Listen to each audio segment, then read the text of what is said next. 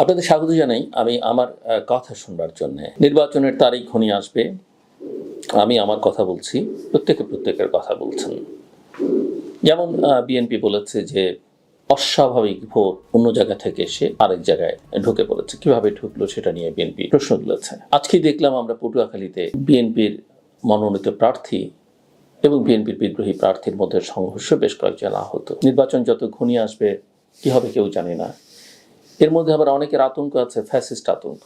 কিন্তু আমার কাছে যেটা মনে হয় যে যাদেরকে আমরা ফ্যাসিস্ট বলছি, স্বৈরাচার বলছি, যাদেরকে আমরা বিদায় করেছি একটা গণঅভ্যুত্থানের মধ্য দিয়ে, পতিত সরকার বা পালিয়ে যাওয়া আওয়ামী লীগ, তাদের নিয়ে এত আতঙ্কিত হবার কিছু আছে বলে আমার কাছে মনে হয় না। কারণ আওয়ামী লীগের মতো একটা দল 17-18 মাসেও কথা বলতে পারে না, কোনো কার্যক্রম নেই, বোঝাই যায় যে তাদের মরাল ইথিক্যাল পজিশন ইতিমধ্যেই অনেক দুর্বল থেকে দুর্বলতম বলাই ভালো। এবং আওয়ামী লীগের হয়ে যারা এখন কথা বলছেন, বিশেষ করে সামাজিক যোগাযোগ মাধ্যমে, দিল্লিতে প্রেস কনফারেন্সে বা অন্যান্য জায়গায় গণমাধ্যমে, হয়তো ইংরেজি জানেন বলে বিদেশি গণমাধ্যমে, আমার এটা আওয়ামী লীগের জন্য একটা হিতে বিপরীত হচ্ছে ভবিষ্যতের জন্য। কারণ এই চেহারাগুলো, এই ব্যক্তিগুলো আওয়ামী লীগের মধ্যে যারা সবচাইতে, এরা সরকারও ছিলেন অনেকে, এবং এরা সবচাইতে ঘৃণিত, মানুষ এদেরকে দেখতেই পারে না, সহ্যই করে। এবং আওয়ামী লীগের শুভবুদ্ধি সম্পন্ন সমর্থক নেতাকর্মী যারা আছেন তারা বিষয়টা ভেবে দেখবেন।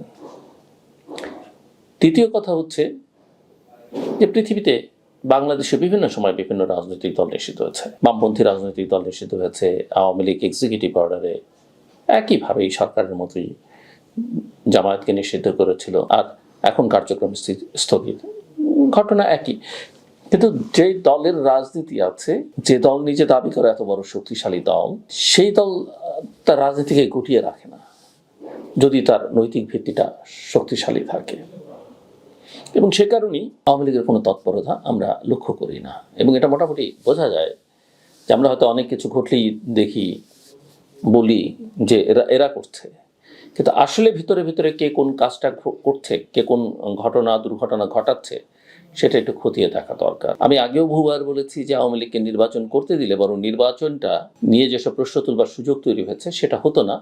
আওয়ামী লীগ নিজে আসলে একেবারেই সুবিধা করতে পারতো না, বরং আনুষ্ঠানিকভাবে বাংলাদেশের মানুষ তাদেরকে দ্বিতীয়বারের মতো, অর্থাৎ অভ্যুত্থানের মধ্য দিয়ে প্রথমবার এবং আনুষ্ঠানিকভাবে দ্বিতীয়বারের মতো তাদেরকে প্রত্যাখ্যান করতে পারত।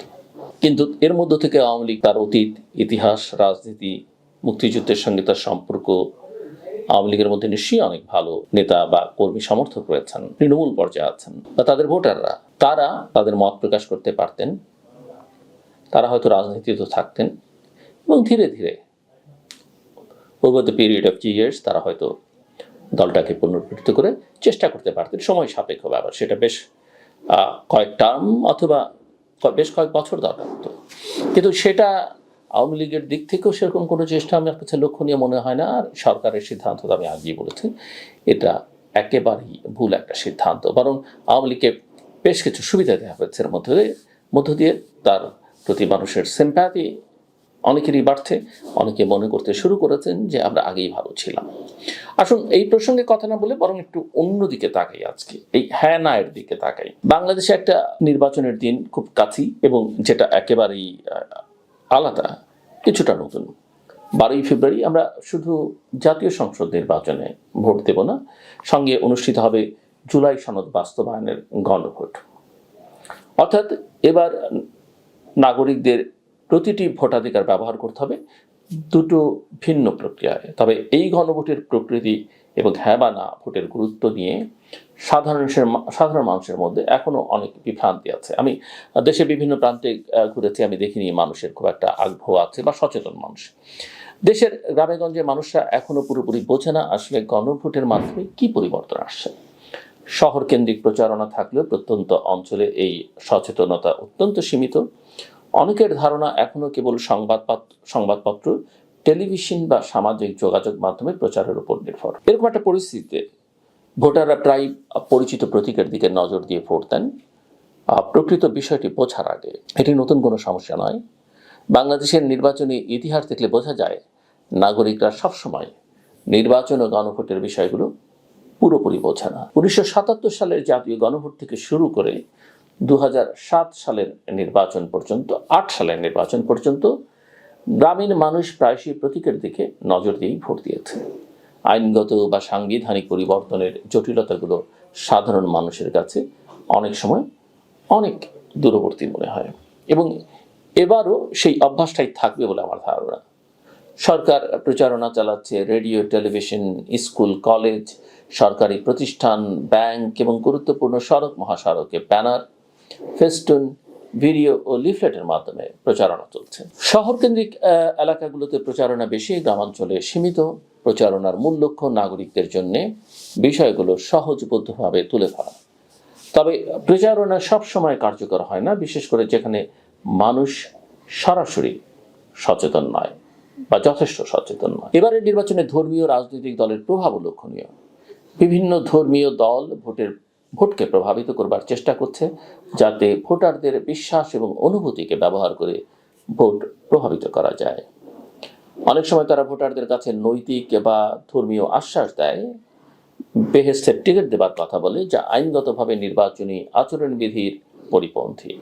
মাঠ পর্যায়ে নিয়ন্ত্রণ করা সবসময় সহজ নয়। সাধারণ ভোটাররা গণভোট এবং জাতীয় সংসদ নির্বাচন নিয়ে সচেতন না হওয়ায় ভোটের দিন জটিলতা দেখা দিতে পারে। একথা আমি অনেকবার বলবার চেষ্টা করেছি। অনেক মানুষ কেবল পরিচিত প্রতীকের দিকে নজর দিয়ে ভোট দেয়। আমি আগেই বলেছি, নতুন ভোটাররা যদিও কিছুটা সচেতন, তবে তারা পুরোপুরি বিষয়গুলো বোঝেন বলে মনে হয় না আমার কাছে।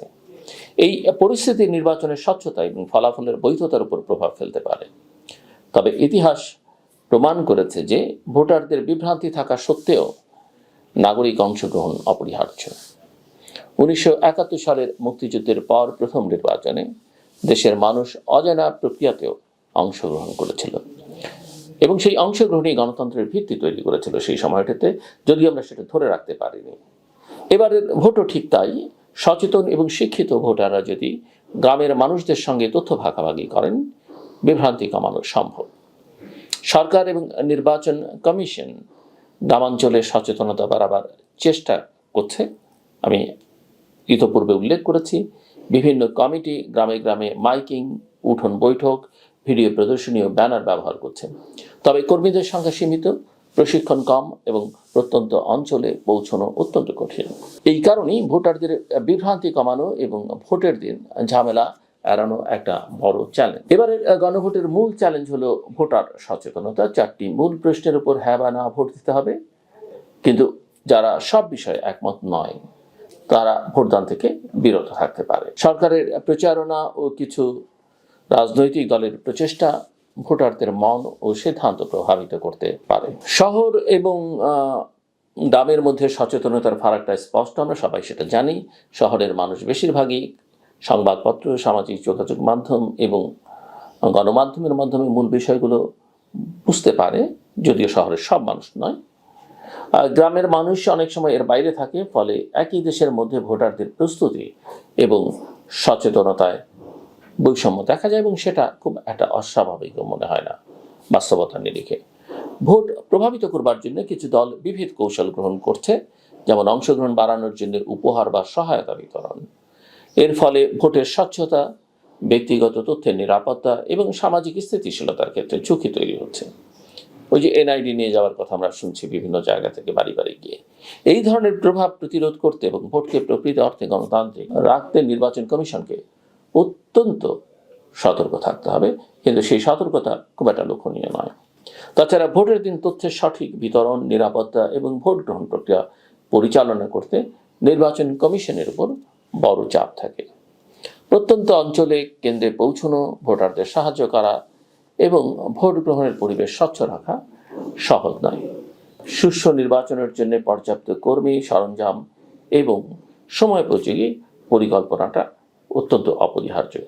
একটা বড় বিষয় হচ্ছে, ভোটারদের জন্য দায়িত্ব কেবল ভোট দেওয়া নয়, তারা সচেতন হতে হবে, বিষয়গুলো বুঝতে হবে এবং ভোটের মাধ্যমে দেশের ভবিষ্যৎ নির্ধারণে অবদান রাখতে হবে। ভোটের গুরুত্ব শুধু নির্বাচনের ফলাফলের মধ্যে সীমাবদ্ধ নয়, এটি দেশের সংবিধান, ক্ষমতার ভারসাম্য এবং নাগরিক অধিকার রক্ষার প্রতীক। সাধারণ নাগরিকদের উচিত পারিবারিক ও সামাজিক পরামর্শ নেওয়া, নিজের সিদ্ধান্তকে তথ্যভিত্তিক ও সতর্কতার সাথে গড়ে তোলা, একই সঙ্গে গ্রামীণ এবং শহর অঞ্চলের মানুষের মধ্যে সচেতনতা বৃদ্ধির জন্য সমাজের শিক্ষিত ও সচেতন অংশকে দায়িত্ব নিতে হবে। একমাত্র সচেতন ভোটই দেশের গণতন্ত্রকে শক্তিশালী করতে পারে। গ্রামীণ সমাজে ভোট প্রক্রিয়া অনেক সময় সামাজিক সম্পর্কের মধ্যে বাধা পড়ে। লোকাল নেতারা অর্থাৎ আঞ্চলিক নেতারা প্রভাব বিস্তার করতে পারে, পরিবার বা গোষ্ঠী চাপ দিতে পারে। সেই সঙ্গে মানুষজন ভোট কেন্দ্রে পৌঁছবার জন্য শারীরিক দূরত্ব, পরিবহন সমস্যা এবং প্রাকৃতিক বাধার সঙ্গে লড়াই করতে পারে বা লড়াই করে সাধারণত। এ ধরনের চ্যালেঞ্জের জন্য কেন্দ্রে পর্যাপ্ত সহায়তা এবং সুসংগঠিত ব্যবস্থাপনা অপরিহার্য। এবারে ভোটের প্রভাব শুধু নির্বাচনের মধ্যে সীমাবদ্ধ নয়, এটা দেশের রাজনৈতিক সংস্কৃতি, নাগরিক সচেতনতা এবং ভবিষ্যতের জন্য গণতান্ত্রিক মানদণ্ড স্থির করবে। যারা দায়িত্বশীলভাবে ভোটে অংশগ্রহণ করবে তারা দেশের স্থিতিশীলতা এবং সামাজিক সমন্বয়কে শক্তিশালী করবে। ভোটের মাধ্যমে জনগণ কেবল সরকার নির্বাচন করছে না, তারা দেশের ভবিষ্যৎ রূপায়ণ করছে। সারসংক্ষেপে বা শেষ প্রান্তে এসে একথা বলা যায় যে এবারের নির্বাচনের পরিবেশ বেশ চ্যালেঞ্জিং, অনেক অনিশ্চয়তা রয়েছে। ভোটারদের অধিকাংশ এখনো বিভ্রান্ত, প্রচারণাটা শহর কেন্দ্রিক, ধর্মীয় রাজনৈতিক দলগুলো প্রভাব বিস্তার করছে এবং নির্বাচন কমিশনের প্রস্তুতি অত্যন্ত সীমিত। আইন শৃঙ্খলা রক্ষাকারী বাহিনী প্রস্তুত নয়, অনেকটাই নির্লিপ্ত, নিরাসক্ত। তবুও দেশের ভবিষ্যৎ নির্ভর করছে নাগরিক সচেতনতা, ভোটে অংশগ্রহণ এবং ব্যক্তিগত দায়িত্বের উপর। এবারের ভোট একটা বড় পরীক্ষা। এটা শুধু সংখ্যার লড়াই নয়, এটা দেশের গণতন্ত্রের শক্তি এবং স্থায়িত্বের পরীক্ষা। প্রতিটি ভোটার, প্রতিটি ভোট গণতান্ত্রিক প্রক্রিয়ার অংশ, যা শেষ পর্যন্ত দেশের স্থিতিশীলতা, আইনের শাসন এবং নাগরিক অধিকারকে রক্ষা করবে। সচেতনভাবে অংশগ্রহণ করাই হবে দেশের জন্য সবচেয়ে বড় অবদান। ভোটের গুরুত্ব উপলব্ধি করা এবং সিদ্ধান্ত নেওয়া প্রতিটি নাগরিকের দায়িত্ব। একমাত্র সচেতন এবং সক্রিয় অংশগ্রহণই দেশের গণতন্ত্রকে শক্তিশালী করবে, যা ভবিষ্যৎ প্রজন্মের জন্য সুসংহত এবং স্থিতিশীল বাংলাদেশ নিশ্চিত করবে।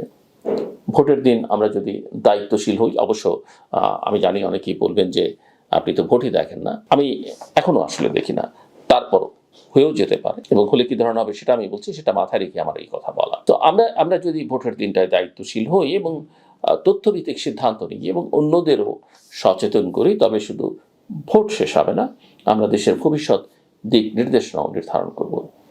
এই ভবিষ্যৎ হবে এমন এক বাংলাদেশ যেখানে আইনের শাসন, নাগরিক অধিকার এবং গণতন্ত্র দৃঢ় হবে, যেখানে প্রতিটি নাগরিকের কণ্ঠের মর্যাদা থাকবে এবং যেখানে আমাদের সামাজিক ও রাজনৈতিক স্থিতিশীলতা নিশ্চিত থাকবে। আমার কথা শুনবার জন্য আপনাদের অসংখ্য ধন্যবাদ, আপনাদের সবার জন্য।